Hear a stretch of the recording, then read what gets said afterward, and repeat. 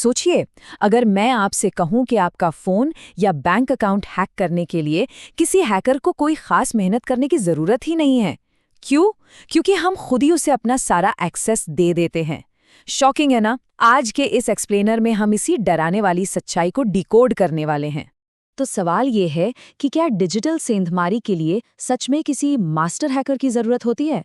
मतलब फिल्मों में तो अक्सर हुडी पहने अंधेरे कमरे में बैठे हैकर्स का भयंकर ड्रामा दिखाया जाता है, लेकिन असल जिंदगी में सच्चाई बिल्कुल अलग है। सच तो ये है कि 90% हैकिंग किसी कमाल के कोडिंग जादू से नहीं, बल्कि हमारी और आपकी अपनी गलतियों के कारण होती है। और इसी चीज को साइबर सिक्योरिटी की दुनिया में सेल्फ हैकिंग कहा जाता है। मतलब एक ऐसी सिचुएशन जहां लोग अनजाने में रोजमर्रा की छोटी छोटी लापरवाहियों से अपनी ही डिजिटल सिक्योरिटी की धज्जियां उड़ा देते हैं। बिना सोचे समझे हम खुद ही डेटा चोरी का सीधा रास्ता तैयार कर देते हैं। यहाँ इस फर्क को समझना बहुत जरूरी है। एक तरफ है मूवी हैकिंग, जहां कॉम्प्लेक्स कोडिंग और बड़े बड़े सिस्टम्स तोड़ने का तमाशा होता है, और दूसरी तरफ है रियल हैकिंग, जो 90% मामलों में सिर्फ साधारण मानवीय गलतियों का नतीजा है। असली दुनिया की हैकिंग देखने में भले ही बोरिंग लगे, लेकिन इसके रिजल्ट्स बाप रे बेहद भयानक होते हैं। तो भाई वो कौन सी गलतियां हैं जो हम रोज कर रहे हैं?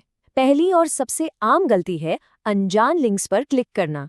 व्हाट्सएप या एसएमएस पर फ्री रिचार्ज, जॉब ऑफर या बैंक अपडेट के लुभावने मैसेजेस आते हैं ना, बस वो एक क्लिक और सारा डेटा मिनटों में छूमंतर। दूसरी सबसे बड़ी गलती, हर जगह एक ही पासवर्ड चिपका देना। देखिए, ये एक डोमिनो इफेक्ट की तरह काम करता है। हम अपनी सुविधा के लिए एक आसान सा पासवर्ड हर जगह डाल देते हैं, और यही हमारा सबसे बड़ा दुश्मन बन जाता है। मतलब एक अकाउंट हैक हुआ तो समझ लीजिए बाकी सारे अकाउंट्स भी अपने आप हैकर की झोली में जा गिरे।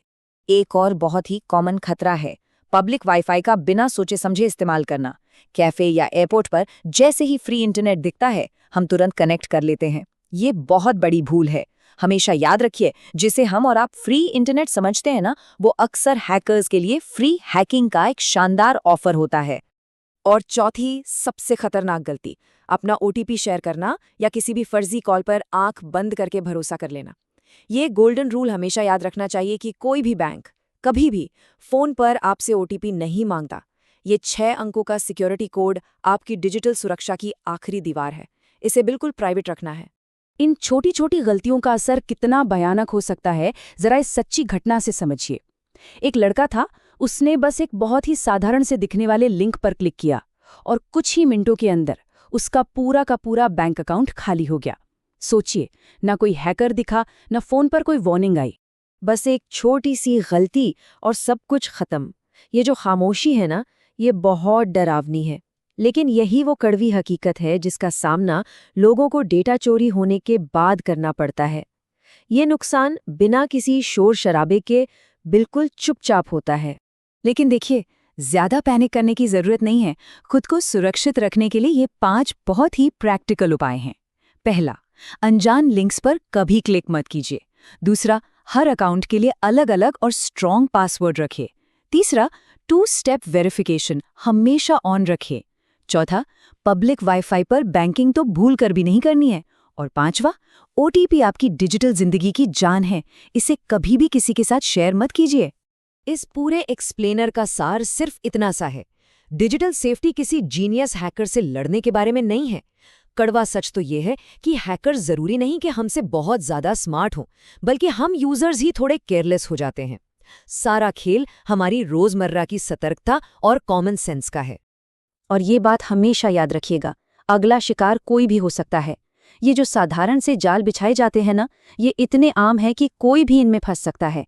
इसलिए इस अहम जानकारी को अपने दोस्तों और परिवार वालों के साथ जरूर शेयर करें, ताकि वो भी अलर्ट रह सकें।